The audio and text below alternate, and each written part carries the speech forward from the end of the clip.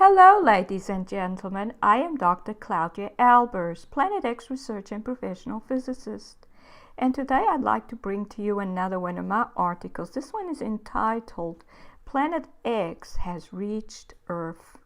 Now, figure 1 shows an object which is apparently very close to the Sun.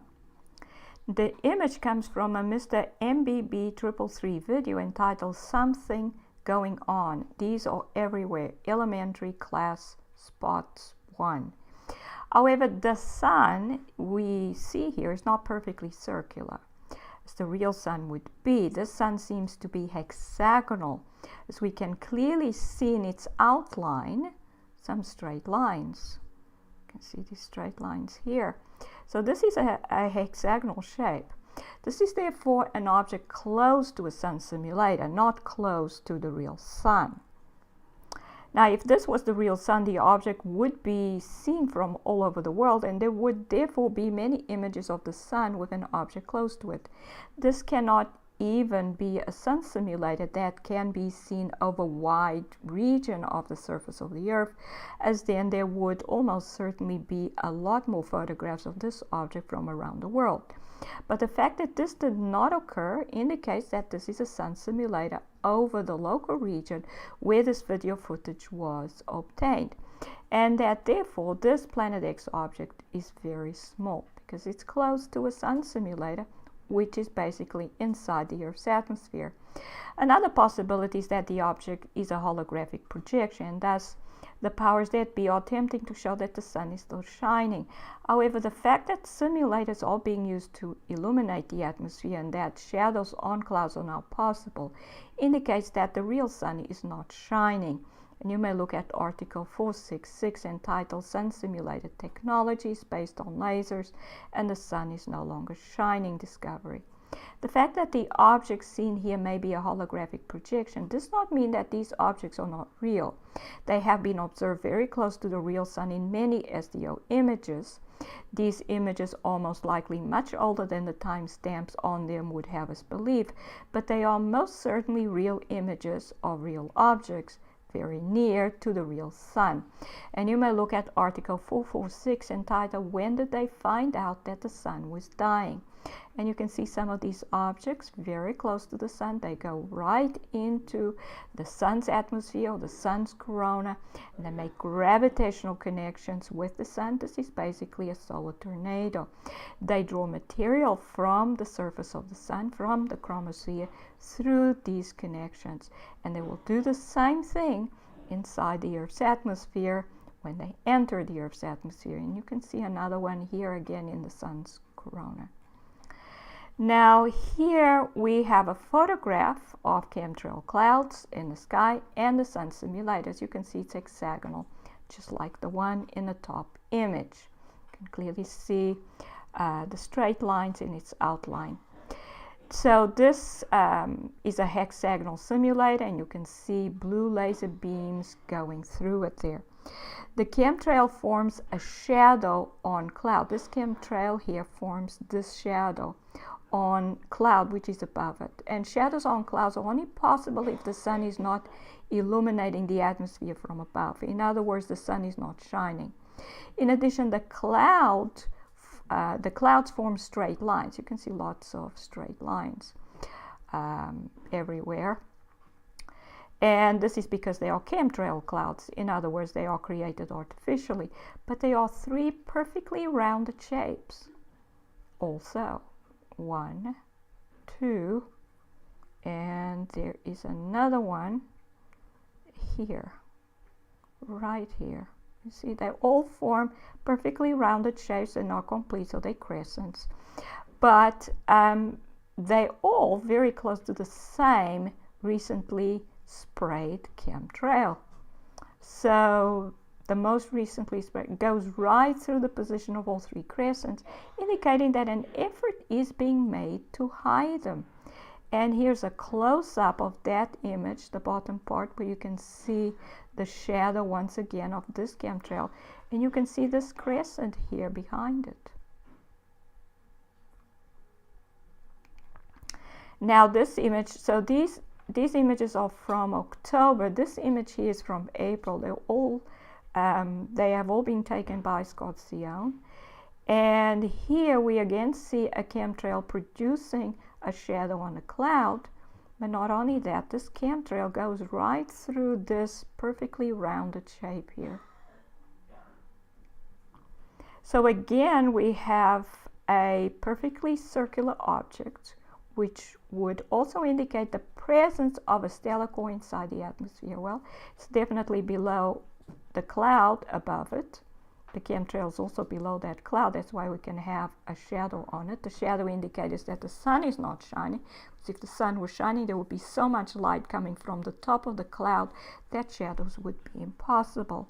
So that shows the sun's not shining. But in addition, we have below cloud altitude or top cloud altitude a circular object covered in cloud. In other words, a stellar core. Here's a close-up of it. There it is. It also forms a sort of a crescent on one side, but you can see it's a complete object covered in cloud. Now, clouds, especially chemtrail clouds, as these seem to be, do not form perfectly circular outlines. This cannot be a lens either, as lenses are transparent and therefore do not need to be cloaked in cloud. But stellar core dust always causes cloud condensation around it, and we cannot expect any less from stellar cores.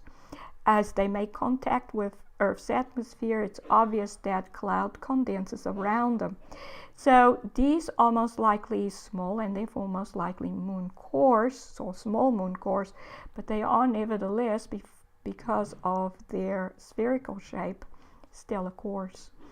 And here you can see more evidence of these objects. This is the first one like it that I ever encountered. And for more details, you may look at article 410 entitled Planet X Inside the Earth's Atmosphere. But you can see what looks like a dark spherical object, and therefore stellar core, immersed in cloud. The cloud itself has this rounded shape as well, the spherical shape. So we would expect this object in the sky to look like a round object from below. Now, other evidence that these objects are entering the Earth's atmosphere is the tornadoes and waterspouts, which are becoming more and more common around the world. These are gravitational vortices and can only be created through the tidal force, which is a differential gravitational force of one of these objects. And you may look at article 381 entitled Strength of Tidal Force Exerted by Planet X on the Earth's Ocean. And here you see tornadoes and waterspouts, and these objects create these because it takes a massive object to create a gravitational vortex, and they will be suspended in the atmosphere. They do not collide with the surface, just like the ones in the sun's corona did not collide with the surface, because they positively charge, and so is the surface of the Earth, and so they are repelled. So they come as close as they can.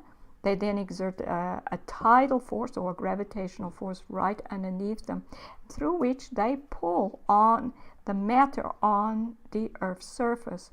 And so they pull ocean water upwards into a vortex, moving upwards towards the object. The same thing with tornadoes. Tornadoes and waterspouts are the same thing. It's just one is over land, the other is over the ocean.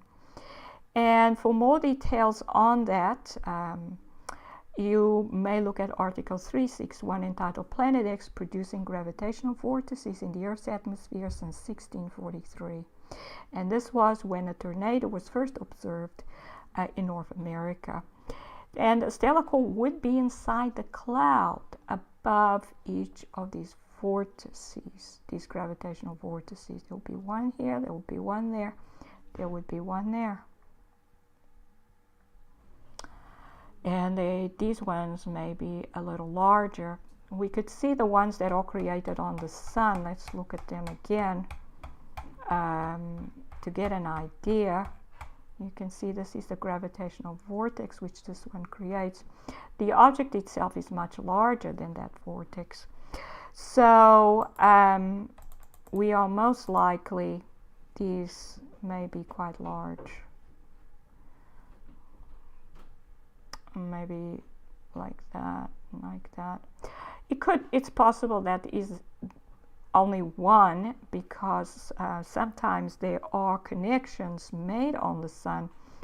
There are two connections, but they're very close. This is most likely two objects side by side making a connection. And this tornado would be created by an object immersed in cloud, suspended in the Earth's atmosphere. It's exactly the same as we see in the sun's corona. Now, the number of these objects entering the Earth's atmosphere seems to have therefore greatly increased. Their tidal forces will also break up the surface of the Earth and create fissures.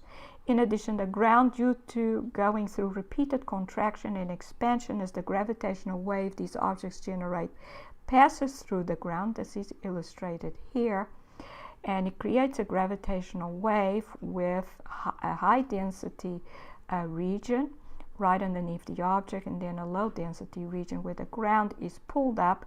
The density increases, so it expands, and here it contracts. And as the object moves, then this expansion and contraction moves across the ground, and it breaks it, causes fissures to appear. So in addition, the ground, due to going through these repeated contraction and expansions, the gravitational waves these objects generate passes by through the ground, will break and fissure. It will also become loose and subject to landslides. And for more details, you may look at Article 364 entitled Planet X Causing the Earth's Surface to Break. Clear evidence for the presence of these objects and the fact that they are causing the Earth's surface to break up and are actually the cause behind earthquakes is the circular region of broken earth, which was observed in Alaska after the recent 7 magnitude earthquake in that region. You can see this. This is a photograph of a circular region in the Earth's surface where the ground broke up. How was this possibly created? This was not even an object moving across parallel to the surface of the Earth. This is one of these objects moving straight down towards the surface of the Earth, reaching a minimum distance and then moving back up. It's not even moving parallel to the surface. This is the only way this could be created. And this is explained better in Article 472 entitled Planet X Causes a Circular Shaped Region of Earth's Surface to Break Up. So in conclusion, Planet X systems stellar cores have reached Earth and are entering the Earth's atmosphere in increasingly greater numbers. They are creating tornadoes and waterspouts. They are breaking the surface of the Earth. They are causing landslides, and they are giving rise to earthquakes like the recent 7 magnitude earthquake in Alaska. And these are the references. This is Dr. Claudia Albers, Planet X physicist. Thank you for watching.